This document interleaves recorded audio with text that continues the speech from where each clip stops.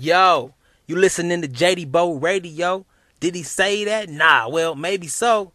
But you still know it's all gravy, though. Around here, sometimes it get crazy, yo.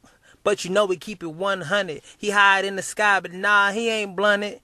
And this here, everybody can't stomach. But trust me, y'all cats want it. It's JayDBo. Yo, what up, world? It's your boy JayDBo back in effect. You know what I'm saying? I've been gone for a little bit. I apologize. Had some production issues, but now I got those handled. You know what I'm saying? Got my man Harpy Harp on the ones and twos. Dev just laid the intro. So it's time to get started. You know what I'm saying? You know how we do it here, JayDBO Radio Show. And again, if you want to comment, it's JayDBoRadioShow@gmail.com, or you can Twitter at JayDBoRadio at Twitter. You know what I'm saying? Hit me with any questions, thoughts, concerns, whatever you have. Let's talk sports. That's what I'm here to do.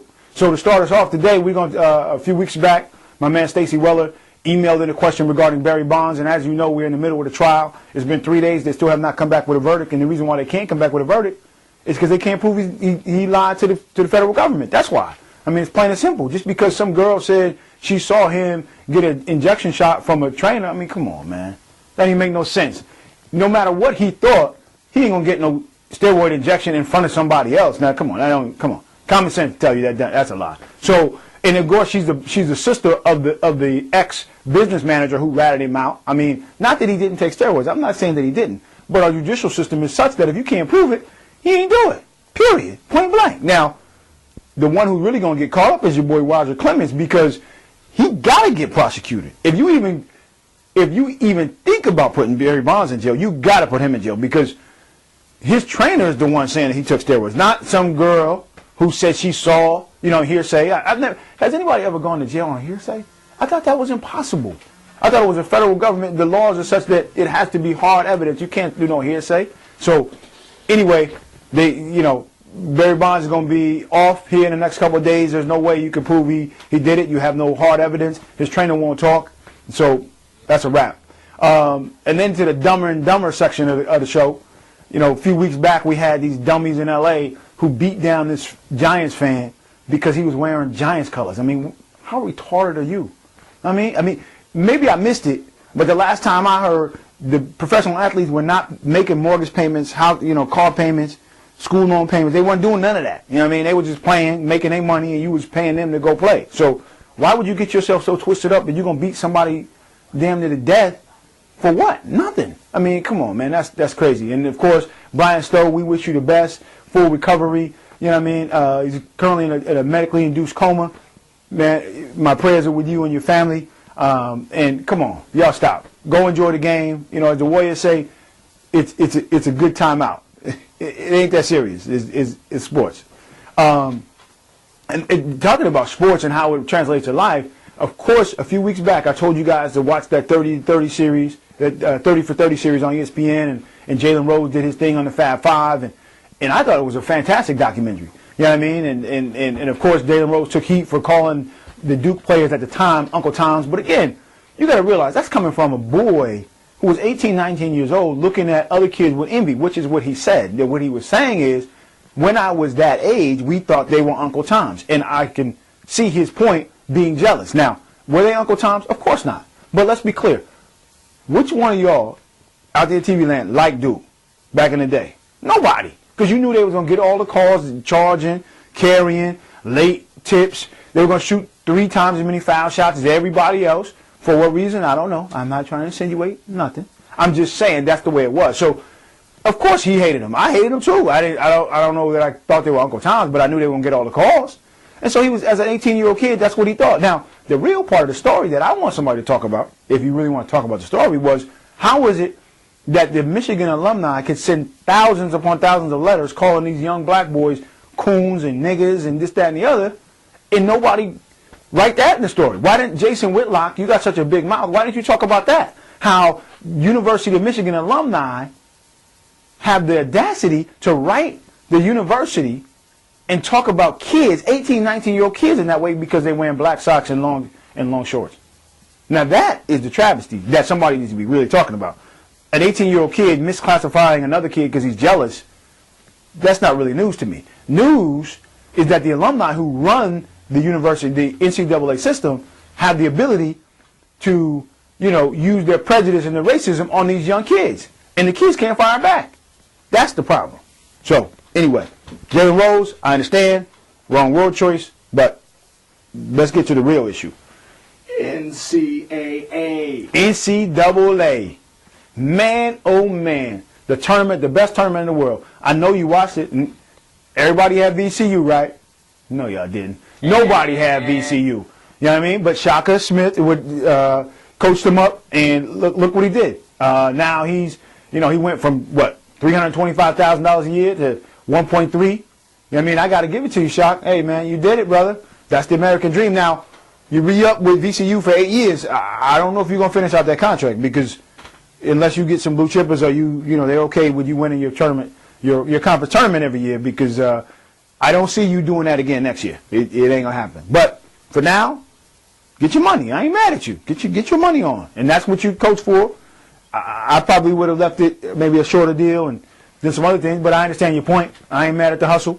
And then, of course, the final game really didn't turn out the way you expected as it relates to the quality of game. But can you blame them? I mean, again, these are 18, 19-year-old kids playing basketball for a straight month. Of course their legs were going in the final game. That's why Butler shot 15%.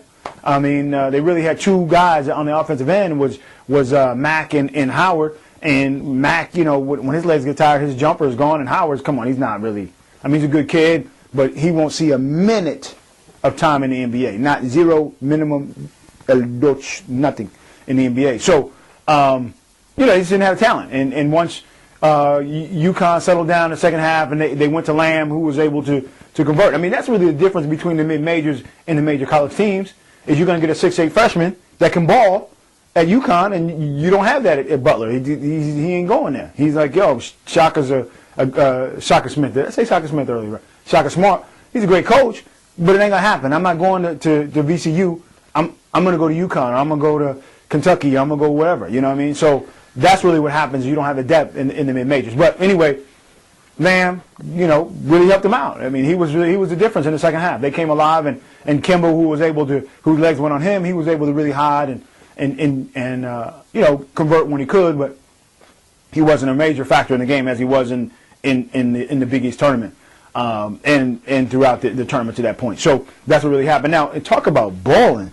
Did you guys happen to see the girls gone? The girls were balling for real. I mean, both the point guards for Notre Dame and Texas A&M were good quality point guards. I mean, now let's be clear. I have not seen a two-handed bounce pass since I was like in the 6th grade, but nonetheless, it was perfectly done. You know what I mean? It's not something I want to see every day, but I figured, hey, I got to be on here talking about sports. Why not watch the game? So I watched the game. It's half decent game. Girls who coached up well. It leaves a little bit to die in regard to the quality of the play, but all in all, enjoyed it. Two quality point guards. Obviously, Maya Moore could probably play in the NBA if you don't watch out. I mean, that girl can go. So. She was excellent, and the game was excellent. So that was in the NCAA tournament for women's. And then as we move into the NBA, obviously the number one hands down MVP candidate, Derrick Rose, awesome. Now you talk about somebody who should be on trial. You need to put him on trial for murder one because his crossover is murderous. He's taking everybody to the rack.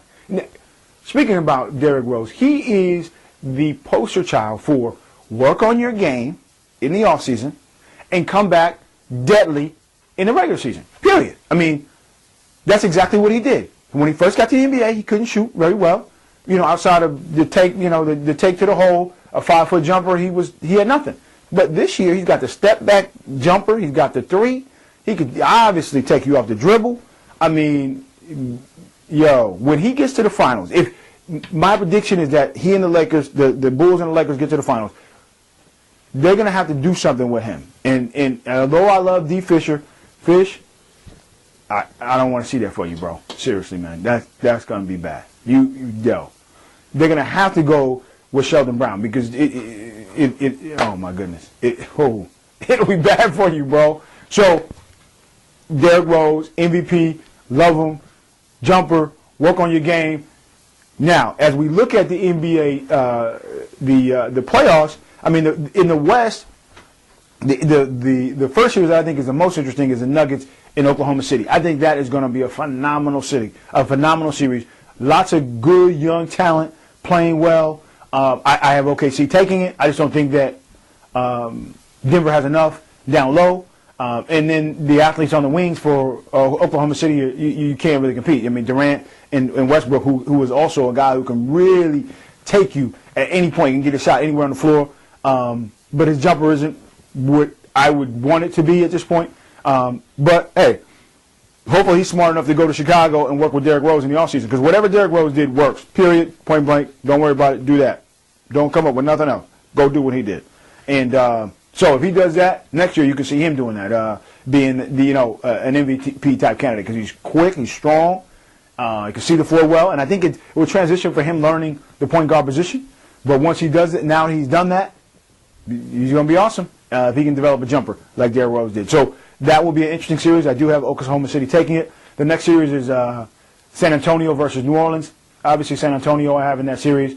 New Orleans has no chance in that. With David West currently he got his ACL operated on today. There's no way that New Orleans will be able to compete with San Antonio. It just won't work. And then also in the West you have the Lakers versus the Trailblazers. I think the Lakers will ultimately win, but if they sleep at all, if they sleep for 1 second, the Trailblazers will nip at their heels. Aldridge is playing great. Roy is still playing. They have some veteran talent on the Trailblazers team. If they don't wake up, they will get nipped. So you can't fall into a 4-game low like you did last week, Lakers. It ain't going to work. Get ready right now. Although I think the one thing that the Lakers have been missing for years was the aggressive attitude. You kind of saw that. Kobe got into a fight the other day with Kendrick Perkins. Not a good choice if you're going to be fighting people. But at least, hey, it's playoff time. Get serious. Get focused. Let's get after it. I mean, this is money time. And, we ultimately have the Lakers winning. But if they don't get their game together, they're going to be in trouble. And the last series in the West is Dallas and Memphis, and who really cares because neither one of them are going to stand any chance to go on beyond that series. So in the East, the thing that really excites me is, the first series obviously is Chicago and Indiana. And I think not only because you're going to have an opportunity to see all the young athletes on Chicago, which there's many, right? I think Luol Deng is just, whoa, man. It's hard to check that kid. I love, Yannick Noah, right? Noah, I like his game. Obviously, Derrick Rose. I mean, I don't even say any more about him. But I think what's gonna happen, at least I'm hoping it's gonna happen, is it'll be the coming out party for somebody that you probably haven't heard a lot about, which is Danny Granger. I mean, he is a baller for real. You know what I mean? He started at Bradley, then transferred to New Mexico State and came out of New Mexico State and went to the Indiana Pacers. He kind of sits in the middle in the country. Doesn't get a lot of media coverage, but that kid can play. He can play. He's probably the best player to come out of Bradley since, I'm going to take you back here, Hersey Hawkins. I know, if you're not a true baller, you probably don't know, but Hersey Hawkins had the sweet J, you know what I'm saying? Way back. But Danny Granger can go, and I think you're going to love it. Now, what's really interesting is that Tyler Hansborough, where did he come from? I mean, now he's trying to play ball. I mean, I seen him take somebody off the dribble the other day. I'm like, Tyler Hansborough? I didn't think I didn't think he had that kind of game in him. To be honest with you, I'm surprised he's still in the league. But not only is he in the league, he's starting to get better in the league. He's starting to really play. And so, Indiana has no chance. Don't get me wrong here. But it'll be interesting. I think it'll be a coming out party for Danny Granger. You're going to love to see him play. So if you're not a big basketball fan, you got a real treat in that. Then, you have Orlando and Atlanta. I mean, come on. Atlanta's done. I don't even know why, but, whatever. The Heat versus the Sixers. The Heat will win the series. The Sixers will show up. Iguodala will try to do too much.